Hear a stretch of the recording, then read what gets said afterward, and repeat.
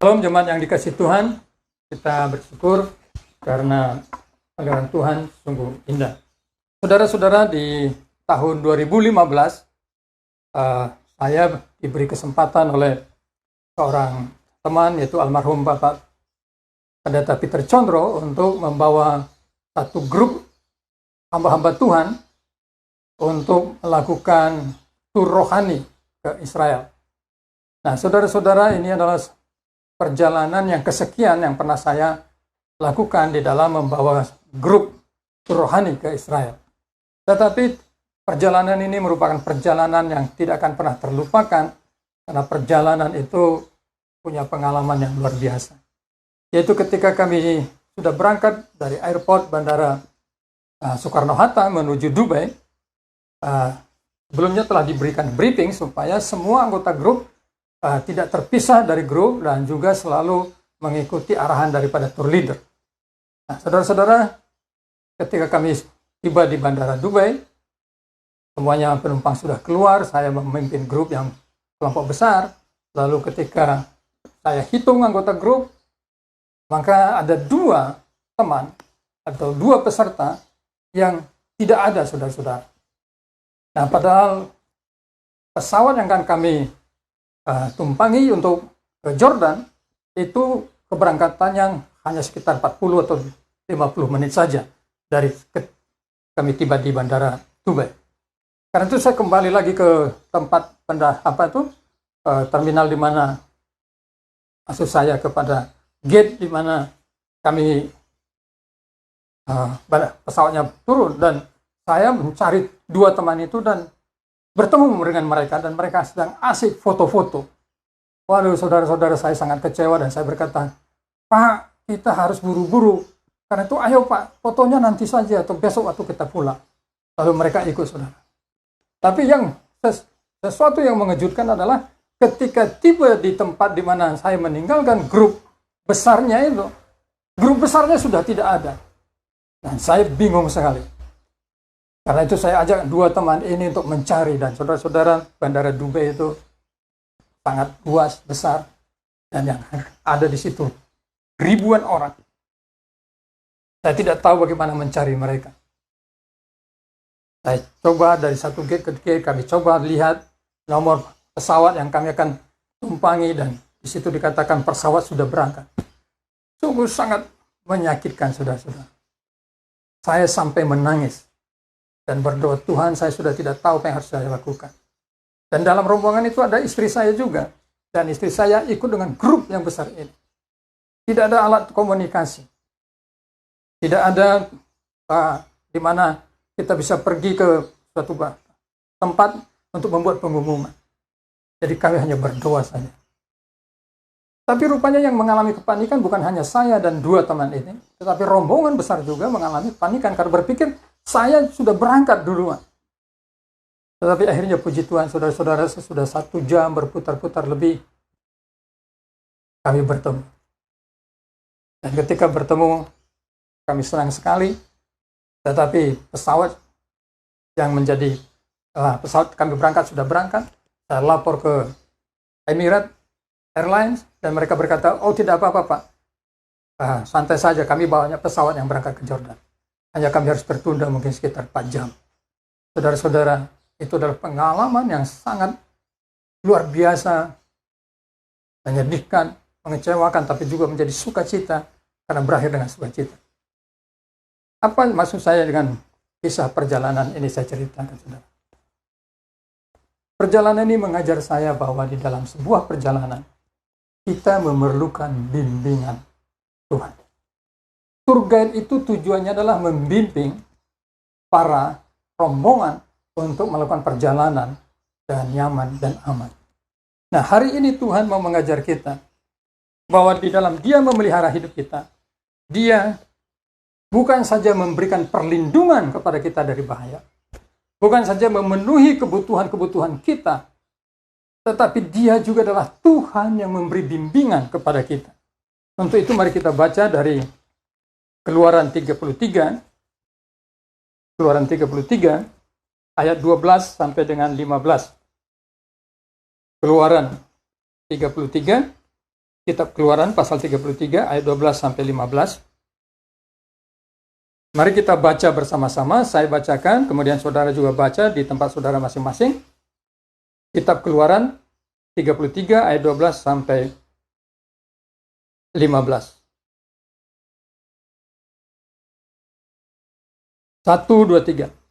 Lalu berkatalah Musa kepada Tuhan, memang engkau berfirman kepadaku, suruhlah bangsa ini berangkat, tetapi engkau tidak memberitahukan kepadaku siapa yang akan kuutus bersama-sama dengan aku. Namun demikian engkau berfirman, aku mengenal namamu dan juga engkau mendapat kasih karunia di hadapanku. Maka sekarang jika aku kiranya mendapat kasih karunia di hadapanmu, beritahukanlah kiranya jalanmu kepadaku, sehingga aku mengenal engkau, supaya aku tetap mendapat kasih karunia di hadapanmu. Ingatlah bahwa bangsa ini umatmu. Lalu ia berfirman, aku sendiri hendak membimbing engkau dan memberikan ketentraman kepadamu. Berkatalah Musa kepadanya, jika engkau sendiri tidak membimbing kami, janganlah suruh kami berangkat dari sini. Dari manakah gerangan akan diketahui bahwa aku telah mendapat kasih karunia di hadapanmu, yakni aku dengan umatmu ini? Bukankah karena engkau berjalan bersama-sama dengan kami, sehingga kami, aku dengan umatmu ini, dibedakan dari segala bangsa yang ada di muka bumi ini. Amin. Saudara-saudara, di dalam ayat 15, firman Tuhan berkata begini, berkatalah Musa kepadanya, maksudnya kepada Tuhan, jika engkau sendiri tidak membimbing kami, janganlah suruh kami berangkat dari sini. Ini adalah sebuah pernyataan yang harus kita juga lakukan dalam hidup kita kepada Tuhan. Di dalam ayat 15 ini, Musa memberikan sebuah pernyataan dengan berkata, jika engkau sendiri tidak membimbing kami, jangan suruh kami berangkat dari sini. Saudara-saudara, pasal 33 berlatar belakang dengan peristiwa di mana Tuhan marah besar karena orang Israel telah membuat patung anak sapi, patung emas anak sapi yang mereka sembah. Yaitu ketika Musa terlalu lama di puncak Gunung Sinai sehingga mereka membuat penyembahan yang baru. Tuhan marah dan menghukum mereka. Dan itulah yang dikatakan dalam pasal 31-32. Nah, tapi sesudah murka Tuhan itu, Tuhan berkata kepada Musa di dalam ayat 1 pasal 33, pergilah, berjalanlah dari sini, engkau dan bangsa itu yang telah kau pimpin keluar dari tanah Mesir, ke negeri yang telah kujanjikan dengan sumpah kepada Abraham, Ishak dan Yakub demikian. Kepada keturunan mula akan kuberikan negeri ini. Tuhan menyuruh mereka meninggalkan daerah Horeb itu untuk pergi ke tempat yang Tuhan rencanakan. Tuhan tidak merencanakan supaya mereka tinggal di padang gurun. Tuhan merencanakan supaya mereka pergi ke negeri yang Dia janjikan, yang di dalam ayat 3 dikatakan seperti ini, yakni ke suatu negeri yang berlimpah susu dan madu, sebab aku tidak akan berjalan, yakni ke suatu negeri yang berlimpah susu dan madu. Saudara-saudara, memang padang gurun harus dilewati oleh orang Israel.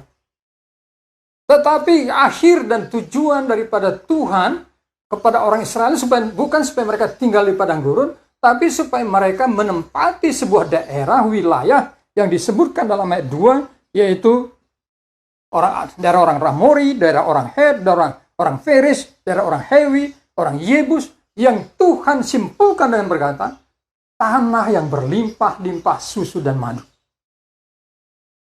Dengan kata lain, Tuhan mengeluarkan bangsa Israel, mengeluarkan umatnya dari perbudakan Firaun.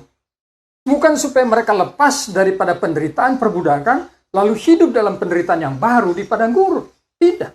Tetapi Tuhan melepaskan mereka dari perbudakan Firaun, penderitaan sebagai budak, untuk dibawa ke dalam sebuah daerah di mana mereka bisa menikmati hidup yang penuh dengan kebahagiaan, ketentraman. Tetapi untuk mencapai ke sana, itu bukan jalan yang mudah. Musa belum pernah ke daerah sana. Dia memang pernah di daerah Midian, itu daerah padang gurun. Tapi perjalanan menuju Palestina, tanah Kanaan, tanah perjanjian itu adalah perjalanan yang penuh misteri. Yang belum diketahui jalannya oleh Musa maupun bangsa Israel. Karena itu Musa berkata, Tuhan, jika Engkau sendiri tidak membimbing kami, janganlah suruh kami berangkat dari sini. Jemaat di Kemistri yang dikasih Tuhan, sahabat-sahabat Facebook yang dikasih Tuhan. Ini adalah sebuah pernyataan iman daripada Musa. Tuhan, saya tidak bisa melakukan perjalanan ini, apalagi membawa bangsa yang besar ini ke negeri yang Engkau suruh kami pergi, jika Engkau tidak membimbing. Bukankah ini seharusnya menjadi juga pernyataan iman kita? Hidup kita adalah sebuah perjalanan. Hidup ini adalah sebuah perjalanan yang penuh misteri. Kita bisa saja punya rencana-rencana yang indah. Saya percaya kita semua di akhir tahun 2019 punya mimpi-mimpi yang indah. Punya rencana-rencana yang penuh dengan yang baik. Tetapi siapa yang menduga, saudara-saudara? Tiba-tiba datang wabah COVID-19 yang merusak semua impian itu, yang merusak semua rencana itu.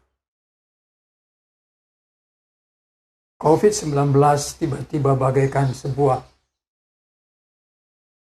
monster yang harus mengubah cara hidup kita. Tidak pernah terpikir untuk tidak beribadah bersama karena ada COVID-19. Tidak pernah berpikir bahwa setiap hari kalau keluar harus pakai masker. Tidak pernah terpikir bahwa kita setiap kali habis berbuat kegiatan cuci tangan, saudara-saudara. Itu misteri hidup. Tetapi kita bersyukur bahwa di dalam peristiwa datangnya wabah COVID-19 ini, yang telah membawa banyak korban, hari ini kita masih dipelihara Tuhan. Dia melindungi kita.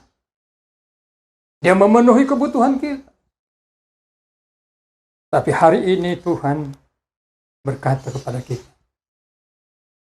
aku juga membimbing engkau.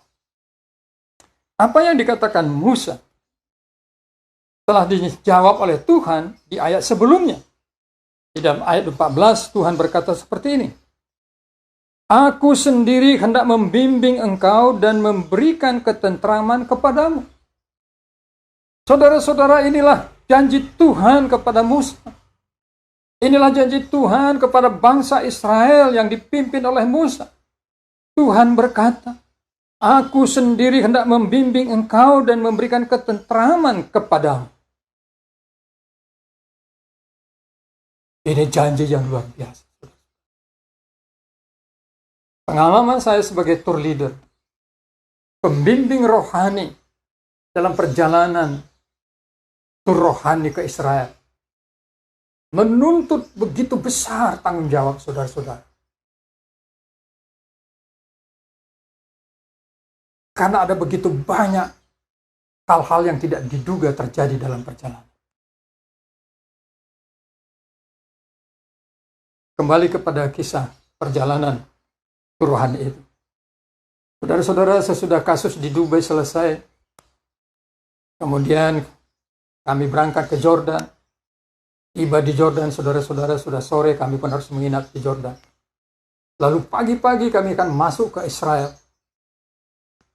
Saudara-saudara, di border itu, semuanya lolos, kecuali istri saya. Istri saya tidak diizinkan untuk masuk, saudara-saudara. Saya tanya polisinya, mereka bilang, yuk tunggu saja. Lebih daripada 1,5 jam kami menunggu. Semua bingung, saudara. Istri saya bingung, saya juga bingung.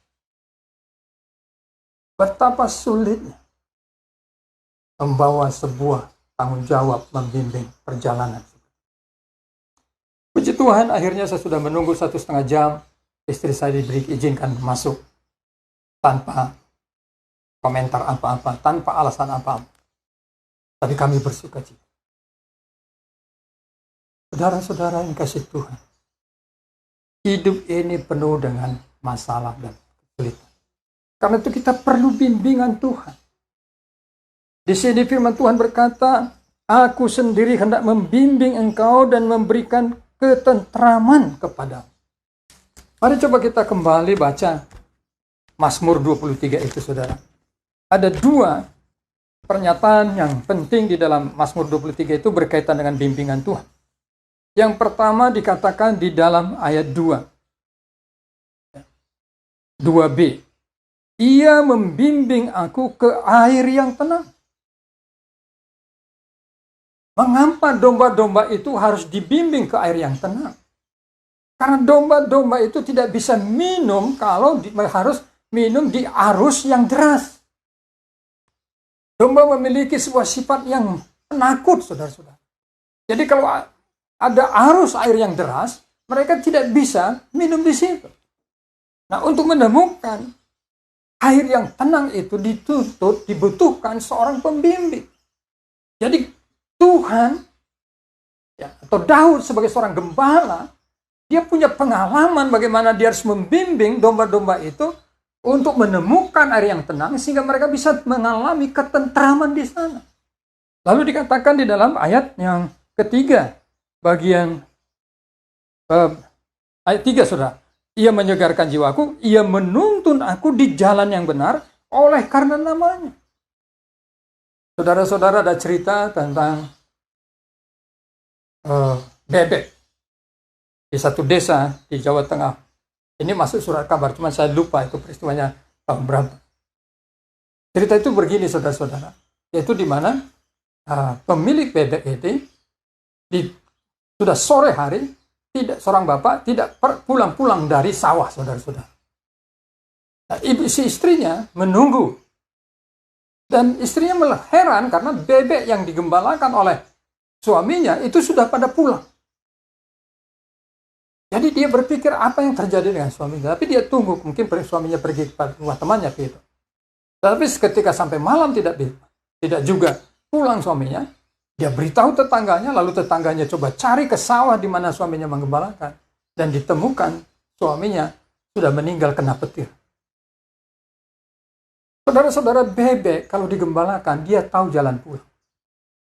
Tapi kalau domba digembalakan, dia tidak tahu jalan pulang. Mereka akan tersesat. Nah, karena itu mereka sangat bergantung kepada gembalanya. Dan gembala itu bertanggung jawab membimbing mereka untuk selalu berjalan di jalan yang benar. Bukankah kita digambarkan oleh Tuhan seperti domba-domba yang sesat, yang tidak tahu jalan yang benar? Jadi Tuhan membimbing hidup kita, supaya kita mengalami ketentraman. Tuhan membimbing hidup kita supaya kita tetap ada di dalam jalur jalan yang benar.